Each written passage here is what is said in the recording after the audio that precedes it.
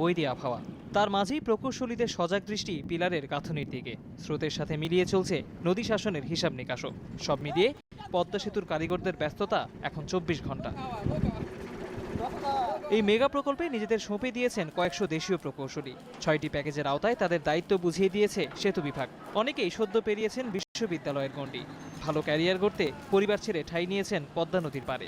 পদ্মা সেতুর ইঞ্জিনিয়ার নিয়োগপ্রাপ্ত যখন পেলাম তখন তো অবশ্যই বেশ ভালো লাগতেছিল এবং নিজেকে অনেক লাকিও মনে হচ্ছিল যে এত অল্প বয়সে জাস্ট 3 ইয়ার্স আমার এক্সপিরিয়েন্স। এখানে আমাদের সাথে চাইনিজ আছে, কোরিয়ান আছে, তো দুইটা একে তো অন্য দেশের লোক, তারপরে এত বড় কাজ, সব কিছু মিলে শিখতে হচ্ছে, কিন্তু অনেক কিছু শিখতেছি। আমাদের ফিল্ডে এফডিটি টেস্ট হচ্ছে, আবার আমাদের এছাড়াও যেমন ইনভায়রনমেন্ট প্রিপারেশনের যে স্টেজগুলো, এগুলো আসলে আমরা ডাইরেক্টলি নিজে দেখার সুযোগ পাচ্ছি।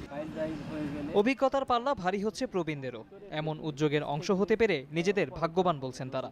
আমরা তো অত্যন্ত গর্ববোধ করি এই প্রকল্পে কাজ করার সুযোগ পেয়ে, আর এর অভিজ্ঞতা অত্যন্ত ভালো এবং এখন পর্যন্ত বিশেষ কোনো সমস্যা নেই।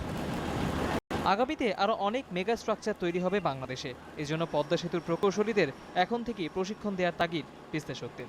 এই যে ইঞ্জিনিয়ার যে একটা ব্রিজ তৈরি করার জন্য অভিজ্ঞতা অর্জন করলো, সে কিন্তু শুধু বাংলাদেশটা সারা ওয়ার্ল্ডের গণ্ডিতে কিন্তু সে তার এক্সপিরিয়েন্স শো করতে পারবে। এটা আমাদের ইয়াং ইঞ্জিনিয়ারদের জন্য, সব ইঞ্জিনিয়ারদের জন্য একটা বিশাল সুযোগ।